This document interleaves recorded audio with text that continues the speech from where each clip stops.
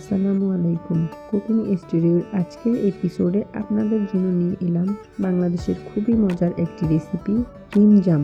এই মিষ্টিটায় একই সাথে আপনারা দুটো স্বাদ পাবেন, একটা হচ্ছে কালো জাম আর একটা হচ্ছে ক্রিম জাম বা মালাইয়ের স্বাদ। এটা বানানো খুবই সহজ কাজ এবং অসংখ্য টেস্টি। এই মিষ্টি পারফেক্ট বানাতে হলে আপনাকে কিছু টিপস ফলো করতে হবে।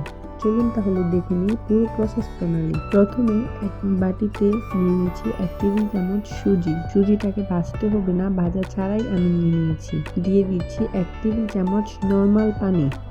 এটাকে গুলিয়ে 10 মিনিটের জন্য একটা সাইডে রেখে দিতে হবে। পরে একটা বাটিতে 1 কাপ পরিমাণ পুরো দুধ নিয়ে নিচ্ছি 1/4 কাপের মতো ময়দা, হাফ চা চামচ বেকিং পাউডার। এখন শুকনো উপকরণগুলো ভালোভাবে মিশিয়ে নিচ্ছি। আর এই পর্যায়ে আপনারা চাইলে 1 চিমটি লবণ ব্যবহার করতে পারেন। এখন ভিজিয়ে রাখা সুজিটা দিয়ে দিচ্ছি 1 টেবিল চামচ ঘি। আপনারা ঘির পরিবর্তে বাটারও ব্যবহার করতে পারেন, তবে ঘি অথবা বাটার ব্যবহার করলে ফ্লেভারটা খুব ভালো আসে, কিন্তু আপনারা চাইলে তেল ব্যবহার করতে পারেন। এগুলো মেশাতে আমি 2-3 ফোঁটা ফুড কালার দিয়ে দিচ্ছি। আপনারা চাইলে ফুড কালার স্কিপ করতে পারেন।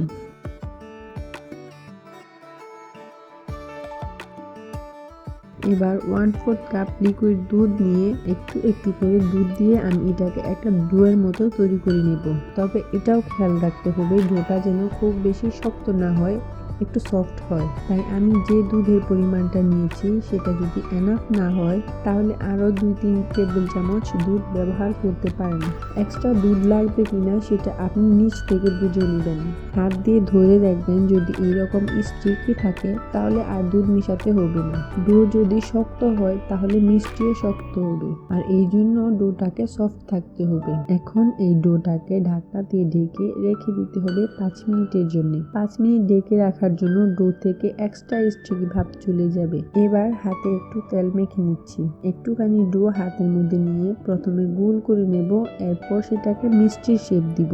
এই মিষ্টিগুলো ভাজার পরে এবং শিরায় দেওয়ার পরে ফুলে প্রায় 2 গুণের মতো হয়ে যাবে। তাই বুঝে মিষ্টির সাইজটা করতে হবে। যখনই মিষ্টিটা তৈরি করবেন খেয়াল রাখবেন এতে যেন কোনো ধরনের ফাটল না থাকে। যদি মিষ্টিতে ফাটল থাকে তাহলে কিন্তু মিষ্টিটা ভাজার সময় ফেটে যাবে। মিষ্টিগুলো বানানোর সময় একটা প্লেটে নিয়ে তারপর ঢেকে রাখতে হবে। ঢাকনা দিয়ে ঢেকে রাখলে বাইরের যে লেয়ারটা আছে সেটা ড্রাই আউট হবে না, এবং মিষ্টিগুলো ভাজার জন্য অবশ্যই ডুবো তেল লাগবে। এবার মিষ্টিগুলো তেলে ছেড়ে দিচ্ছি, আর তেলটা কিন্তু কোনোভাবেই গরম থাকা যাবে না। একেবারে হালকা কুসুম গরম তেলে মিষ্টিগুলো ভাজতে হবে, কারণ আপনি যদি গরম তেলে মিষ্টিগুলো ছাড়েন তাহলে কিন্তু মিষ্টিগুলো একদম ভালো হবে না। মিষ্টিগুলোকে ছাড়ার প্রায় 2-3 মিনিট পরে চারিপাশে বুদবুদের মতো উঠছে, তা দেখে আপনারা কিন্তু বুঝতেই পারছেন তেলটা কতটুকু হালকা গরম ছিল।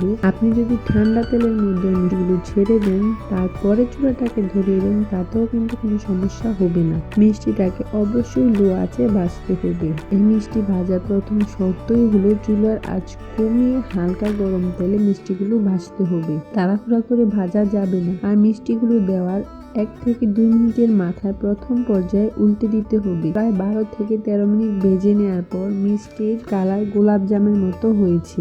আপনারা চাইলে এই পর্যায়ে নামাতে পারেন অথবা আপনাদের পছন্দ অনুযায়ীও ভেজে নিতে পারেন। এগুলো শিরায় দেওয়ার পর কিন্তু আরেকটু কালচে হয়ে যাবে।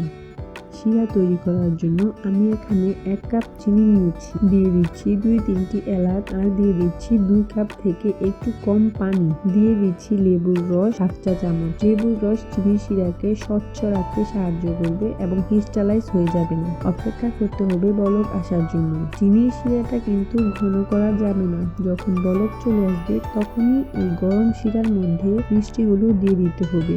মিষ্টিগুলো কিন্তু ঠান্ডা অবস্থায় গরম শিরায় দিতে হবে। এবার ঢাকনা দিয়ে ঢেকে দিতে হবে। ঢাকনায় ছিদ্র থাকলে ছিদ্রটাও বন্ধ করে দিতে হবে। চুলায় আঁচটাকে মিডিয়াম টু হাইতে রেখে 10 মিনিট জাল করতে হবে।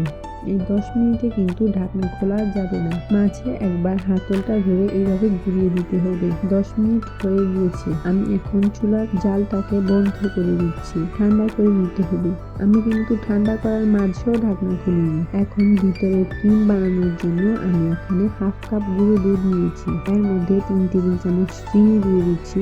আপনারা আপনাদের স্বাদ অনুযায়ী চিনি নেবেন। দিয়ে দিচ্ছি 3 টেবিল চামচ লিকুইড দুধ। দিয়ে দিচ্ছি 1 চা চামচ ঘি।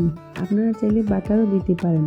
এখন আমি চুলাটা জ্বালিয়ে দিচ্ছি আর সবকিছু একত্রে মিশিয়ে নিচ্ছি। এটাকে কিন্তু অনবরত নাড়তে হবে, তা না হলে নিচ থেকে ধরে যাবে। প্রথম পর্যায়ে একটু লিকুইড অবস্থায় থাকবে, তবে কিছুক্ষণ জাল করার পর এরকম ঘন ক্রিমের মতো হয়ে যাবে। ঠিক তখনই চুলা থেকে নামিয়ে ফেলতে হবে। ক্রিমটা রেডি। মিষ্টিগুলো শিরা থেকে ছেঁকে তুলে নিতে হবে আর একটা ধারালো ছুরির সাহায্যে লম্বালম্বিভাবে কেটে নিতে হবে।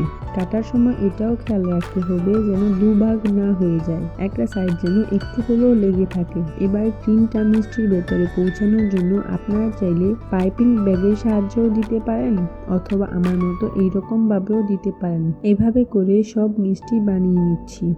দেখলেন তো কত কম সময়ে হয়ে গেল মজাদার ক্রিম জাম মিষ্টি। আপনারা চাইলে এই মিষ্টিটাকে এয়ারটাইট বক্সে 7 দিন পর্যন্ত রেখে দিতে পারেন। আশা করি আজকের রেসিপিটি সবার কাছে অনেক ভালো লেগেছে। ভালো লাগলে আমাদের চ্যানেলটিকে সাবস্ক্রাইব করে পাশে থাকা বেল আইকন বাজিয়ে দিবেন। আল্লাহ হাফেজ।